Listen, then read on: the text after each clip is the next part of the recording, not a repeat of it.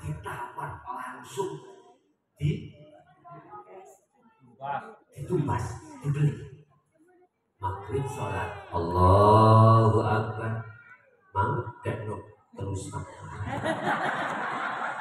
telu ditebak langsung gak dia. Berarti pangeranku wedhus. Hakikat bukan syariat. Makanya mengapa Allah di dalam surat Al-Baqarah 238 mengatakan hafidhu ala sholawah was sholatil wusta. Diteruskan.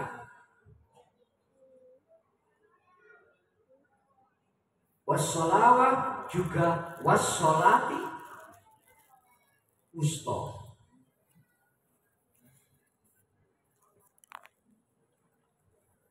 Jagalah sholat 5 waktu jasmaniahmu juga wassolatil wusta, sholat ruhaniyahmu.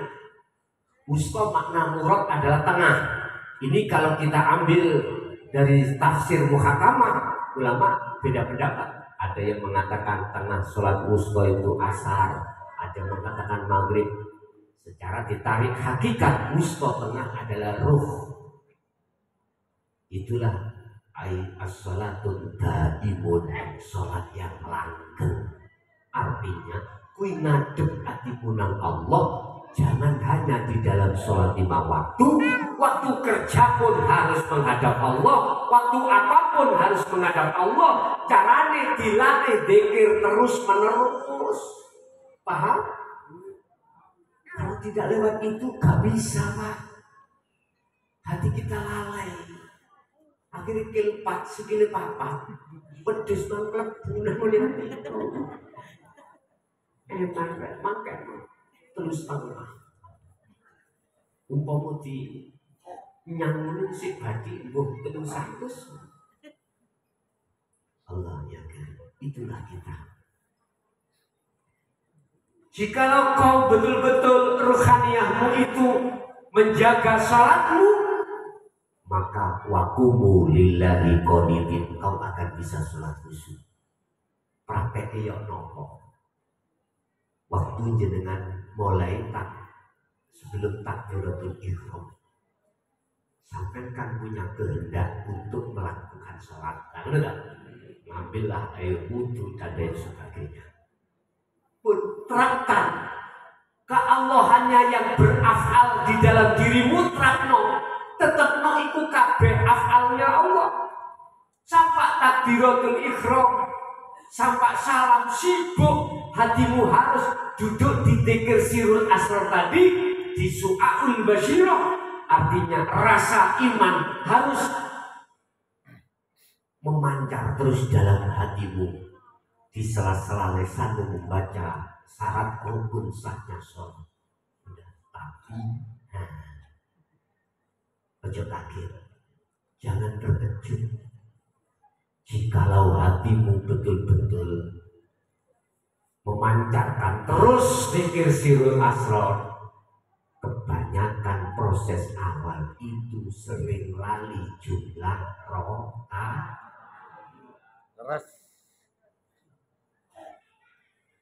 Nah terus bagaimana kalau seperti itu? Ya jadi imam. Kalau kau jadi imam di musala masjid, makmummu sih bingung. Sering-sering membaca subhanallah, subhanallah, ngilingkan. Bisa jadi makmum aja. Gak apa-apa untuk melatih. Wa minal laili fasjud lahu fasabbihu lailan tawilan. Kalau malam jangan kayak domblak kok teterokan. Aja turu wae. Tangiyo tahajud to. Sujud nang Allah, dikira sing kula maksud tadi sebagai kunci keusulan pada Allah, lakukan. Lailan tawilan, dengan malam yang panjang. Itu Rasulullah. Jenengan ilu mampu-mampune Pak. Wala yusyrik bi ibadati rabbi ahada. Jangan sekali kau itu menyekutukan Allah ketika Anda itu melakukan ibadah itu. melakukan amalia wis iku sarate ger ana loro ingin bertemu Allah. Pertanyaannya, Gus, kula niki nasabe gak jelas. Dulu katanya saya lahir itu bapake Salome. Satu lubang Dua ayah. piramid. Bisa saya mencapai usul. Nyun sewu Pak. Allah kalau menghendaki umat hambanya yang bagaimanapun statusnya sakit betul. Jangan pernah jenengan pesimis gara-gara nasab. Jangan latar belakang. Jangan. Ingat, Allah dulu dengan sekarang sama. In arada syai'an ayyakula lahu kun. Kalau takut Allah biar sampai saiki padha mboten. Innallaha ala kulli syai'in qadir. Sebab ada yang dawuh nyeleneh ngeten, Pak. Mohon maaf, bukan kami menyalahkan, tidak. Cuman saya kurang sependapat. Kalau tidak zamannya Nabi dan Rasul, kalau tidak keturunan, mohon maaf, wali, gak iso jadi wali. Hujai ono dalile wonten. Pelem gadung, nanti ya dadine gadung, gak mungkin dadi carot. Lah ngono to. Logika nggih. Nyun sewu. Jangan kemalan dimasukkan dalil akli. Allah itu bisa segala-galanya. Innallaha ala kulli syai'in. Mohon maaf, saya tahun 90 masuk di dalam barisan Ansor. Ketepatan saya, mohon maaf, jadi barisan tahun 90. Pada waktu itu bajunya hijau, Pak, belontang hijau. Mohon maaf, nggak terpikir kalau saya besok itu diperintahkan Allah untuk menyampaikan dinul haq. Walaupun basis saya mulai tahun 76 sudah dibimbing dzikir khafi, cuman gak ditutuke, nggak dikasih tahu sirul asmanya. Saya cari sendiri. Abah saya selalu mengusir saya ketika habis itidak langsung diusir. Disuruh untuk ngawulo ke Mbah Yai. Baru ini saya paham. Oh ternyata wong tuaku dulu ngusir saya untuk tidak di rumah. Biar dia itu ngawulo dari Mbah Yai ke Mbah Yai yang lain untuk mencecep taklim muta'alim. Iya Pak, tahun 90 saya sempat ikut masuk di dalam wadah Ansor. Sampai pada waktu zaman kau ninja ingin melu menek pring tapi gak menek genteng menek pring dikit jogo omai kiai untuk dukun pring kok bebeknya orang mau berbuat jahat nang dalil Mbah Yai kali kok biositok singitan dukun pring. Subhanallah. Siapapun yang Allah kehendaki, walaupun tidak ada unsur nasab yang mungguh, mohon maaf, ini diperdebatkan. Nah, gue kira nasab bisa gini dong. Viral kira nasab, ya Allah, jangan hentikan itu. Ada yang mengklaim ini bukan nasab Kanjeng Nabi ini, kamu salah. Kesampingkan perbedaan hal itu. Sekarang ayo kita sibukkan bagaimana kita itu lekas bertemu Allah. Sebab kalau jenengan kali kulo selama hidup di dunia belum bertemu Allah, kemudian dijemput oleh kematian, apa jawabannya? Surat Az-Zumar ayat 54 tadi. wa anibu ila rabbikum wa aslimu lahu min qabli ayyatiyakumul adab summa la tunsarun. Lekaslah kau kembali imanmu hanya pada Allah. Dengan begitu kau akan wa aslimu lahu, Islam sempurna, syariat thariqat hakikat lakukan itu min qabli ayyatiyakumul adab, sebelum datangnya kematian. Jikalau kau tidak mau lekas melaksanakan, summa la tunsarun, tidak akan mendapatkan pertolongan Allah. Jadi ketika ruh ini mau mati, jasad mati, ruh mati, kembali kepada Allah, masuk dalam lobangan gelap. Nek jasad sih gak bisa diragukan, dari tanah pasti kembali ke tanah bisa. Tetangga yang ngurus, anak yang mengurus, saudara yang mengurus, sampai dihantar ke liang lahat. Roh iki lho, ndak sampai pikir, lekas pikirlah. Bahasa Maduranya lekas pikirlah bagaimana? Lasker pikir. Lasker pikir itu. Sebab apa? Kita tinggal sisa umur berapa kita tidak tahu, Pak. Kalau yang sudah kita lakukan sudah tahu, ada yang 40, ada yang 50, ada yang 60. Sisanya tinggal berapa? Itu kita nggak tahu. Wa anitu, lekas manfaatkan sisa hidupmu untuk kembali kepada Allah, bertemu Allah. Imanmu akan hanya pada Allah, tidak ada syirik apapun. Jikalau itu kau lakukan, maka mafhum mukhalafah ayat ini, arti kebalikan, lanafi tidak ada, summa tunsarun, lani tidak ada. Maka ketika kau kembali pada Allah, kematian, ruhmu akan ditolong Allah, dimasukkan dari terhadap lubang yang terang benar. Sebab apa? Sebab jenengan ketika saat di dunia mengikuti surat Al-Baqarah ayat 257.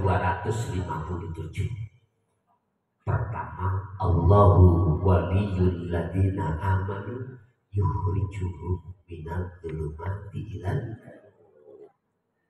Ketika hatimu hanya beriman pada Allah dan Allah kau jadikan sebagai penolong satu-satunya, maka kau akan dibebaskan dari alam gelap menuju alam terang. Kalau sholat jenengan dibebaskan dari sholat yang ingat selain Allah menuju sholat yang hanya ingat pada Allah. Tapi yang pertama tadi, mengapa saya dimasukkan di alam yang gelap? Sebab sama surat Al-Baqarah 257 yang pasal 2. Walladzina kafaru awliya'uhumut taghut. Karena ketika saat di dunia iman kita masih ada selain Allah, akhirnya yukhrijunahum minan nur ila dzulumat. Akhirnya kita masuk pada alam kegelapan. Itulah waktu Allah dawuh tidak main-main. Tinggal pertanyaannya kita percaya atau tidak. Kalau sudah percaya, saran saya, lekaslah sisa umur jenengan buat selalu solo menuju usul Allah dengan membawa kunci al-dzikru bisiril asrar. Itulah dzikir hakiki, di mana dzikir Anda sudah tidak ucap, tapi hati sadar dan menyadari lewat merasakan, mengimani semua apa yang terjadi semata-mata karena Gus di doli itu karena Allah. Iya. Di masjid itu karena Allah. Iya. Kalau iman sudah di wilayah itu, Pak. Kalau iman kita belum di wilayah, mohon maaf, Dikir sirul asar lain lagi. Ada dalilnya ada. Kalau bagus itu dari Allah, kalau jelek itu datangnya dari nafsumu sendiri. Berarti ada penguasa dua. Ono sing menguasai perkara apik yaitu Allah, ada yang menguasai perkara jelek yaitu nafsu. Ya wis tergantung jenengan. Iman sampean nunggu di mana? Jadi sapa sing ngaji mukhlasan? Aku mau dhewe. Saya makhluk bukan? Kalau kita masukkan dalam la haula wala quwata illa billah, mboten nyambung. Mboten nyambung. Kalau saya itu bisa memberikan tausiah, gak nyambung. S2. Makanya tergantung iman kita masih di mana. Terakhir sebagai pesan saya, dari berbagai ayat yang sudah saya sampaikan, maka jenengan jangan mati dulu sebelum imanmu betul-betul makrifat datang Allah. Sampai kecok diri, sampai nenen kone arep itu pesan kula mek situ. Dasar kula sebagai saudara jenengan yang melebihi saudara kandung, ojo mati dulu sebelum ruhaniamu betul-betul bersih dari syirik khafi. Alias sebelum jenengan itu bertemu Allah. Ingat Pak, ini Allah berjanji di dalam surat Al-Ankabut ayat 5. Barang siapa di antara hambaku yang ingin bertemu aku Allah, ada keinginan bertemu, maka aku berjanji, fa inna ajalallah la'at, Allah berjanji dengan waktu yang sudah ditentukan oleh Allah untuk bertemu.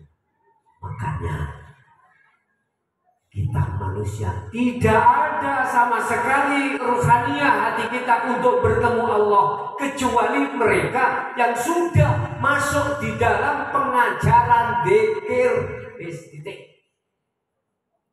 Kalau tidak ada di pengajaran dzikir, jenengan gak ingin bertemu Allah. Sholat jenengan sikrono pahala, sikrono suarga. Padahal sudah dijelaskan niat itu terakhir ditutup lillahi, karena Allah. Kau berdiri kalau tidak karena Allah gak bisa. Kau mengucap tidak karena Allah juga gak bisa. Loh ini loh ilmu yang untuk masuk di sini loh jarang dijelaskan. Akhirnya jenengan kali kula sebagai umat koplak. Kau koplak nih? Delurung. Jadi sholat kita syukur sholat. Makanya saya sadar kok apa yang kusampaikan ini berisiko tinggi. Berisiko tinggi. Mungkin sejarah saya katakan Pak Bu, ajaran ini saya sampaikan mulai tahun 2000 Pak. Masuk 2005 saya haji, masuk 2006 saya dibenci, dihujat, bahkan saya mau diusir dari tanah kelahiran saya sendiri oleh tokoh-tokoh saya.